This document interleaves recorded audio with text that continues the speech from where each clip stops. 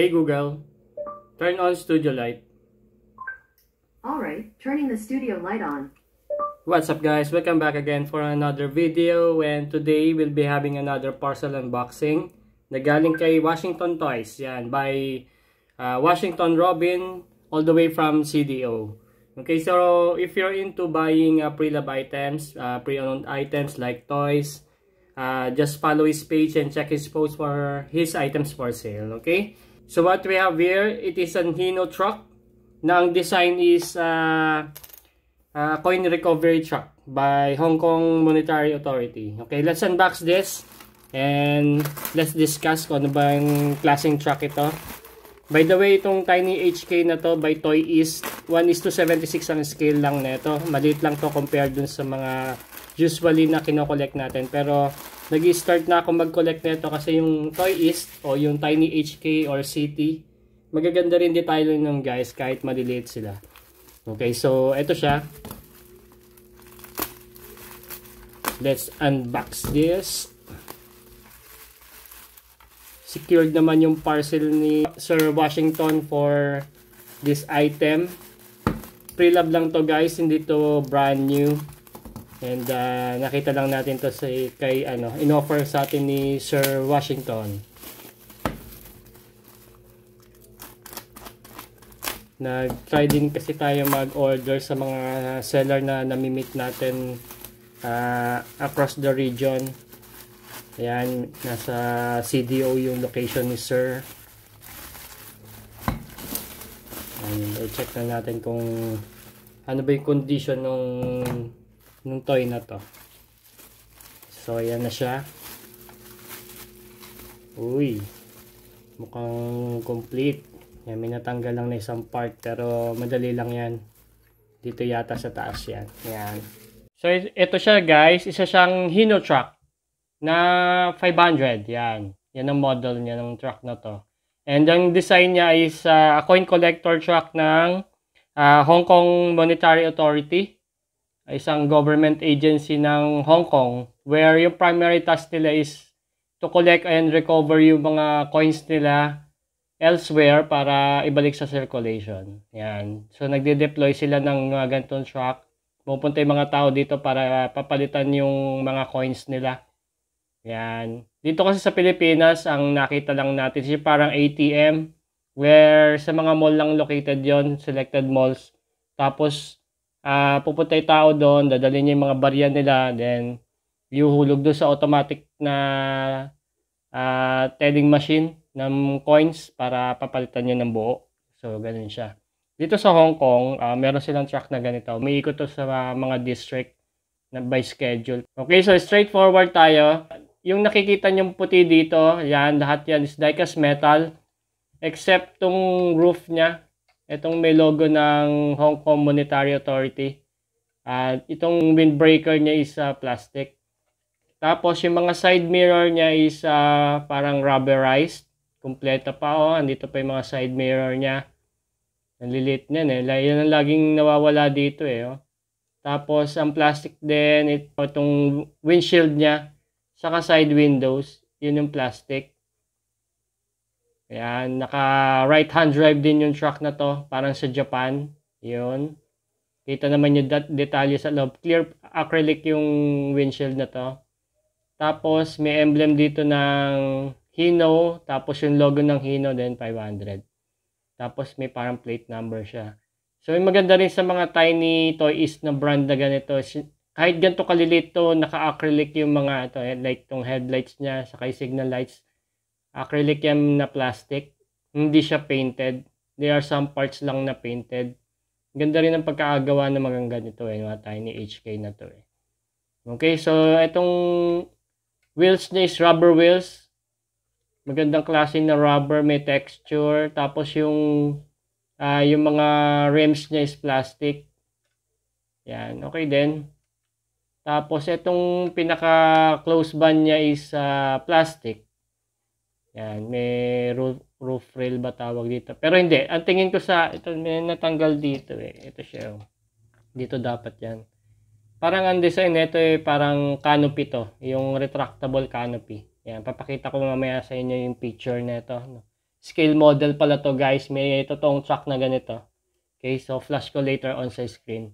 Unfortunately, sa ganitong model walang na-open.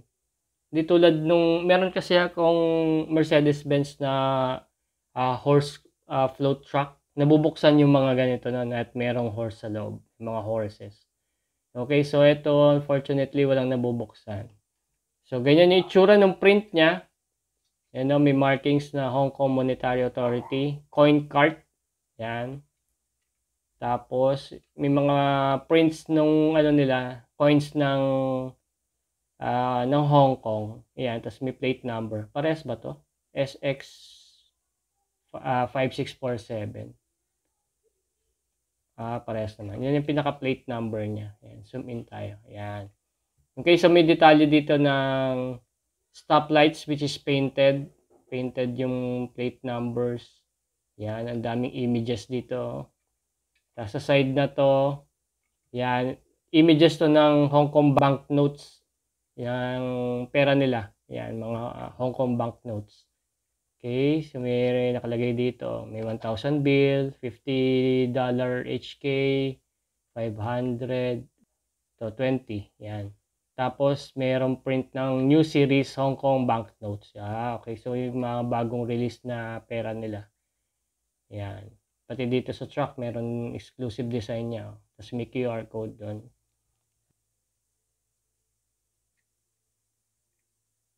Yan. Coin collection, hkma.gov.hk. Yan. Tapos may number dito na 1024. Body number siguro ng truck. Yan, yan siya.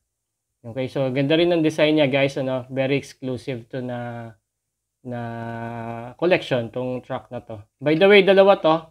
Merong limited edition sila na nirelease nito. Yan, naka-box. Just like in the picture, naka-box siya. And I suppose may acrylic yan. Pagka limited edition yung release nila, naka-acrylic display box. Yan.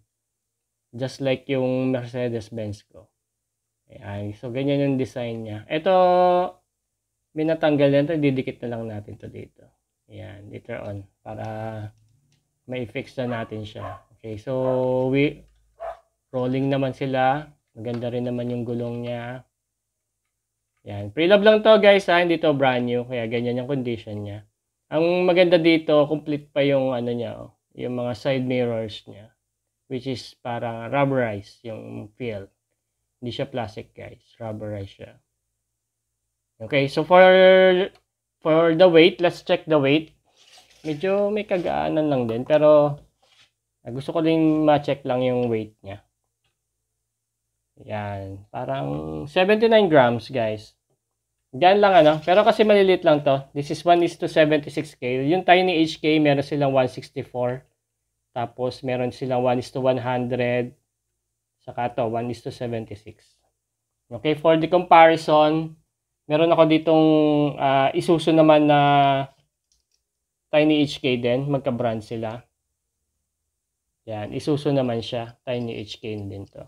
Ay, by the way, check muna natin marking sa ilalim ano, para makita nyo rin. Yeah, that's far as I can go. Yan, toy is limited. Tapos, meron ditong saan na ba yung marking? Ayun, tiny. Yan, may tiny na markings na yan. Yan, that's far I can go. Pasensya na kasi sa due to lightning, lack of lightning. Okay, so ito yung ano natin, Isuzu natin, Isuzu truck. Tapos meron ako isang Scania dito na fire truck. Yan, magkakasay sila guys kasi pare-pare silang 1:76. Yan. Yan pa lang yung meron ako. Saka aside from dun sa isang truck ko. Teka, ilabas natin. Ito, yung sinasabi kong isa sa mga limited edition nila ng toy is meron silang acrylic na display. Yan. Ito, isa siyang Mercedes na Antos truck. Yan, tiny HK din to na 1:76. Yan. So, yun yung size difference nila. Malaki talaga yung float truck na yun kasi ano yun heavy duty truck yun. Etong mga ganito, mga medium duty truck, malalaki din yan. Yan. Okay, so by the way guys, scale model pa rin to, tong Toy East na to. Yan, just like in the picture, yan yung totoong truck niya. Yan, may mga tao dyan, nagpupunta talaga yung mga tao dyan para magpapalit ng mga barya nila. Yan, ganun yung design niya. Unfortunately, hindi lang nabubuksan to. Yan. Okay, so that's much of it guys. If you like more of this, like a toy review, just follow my page. I have a TikTok, Facebook, and YouTube account. So I'll see you for the upcoming video and goodbye.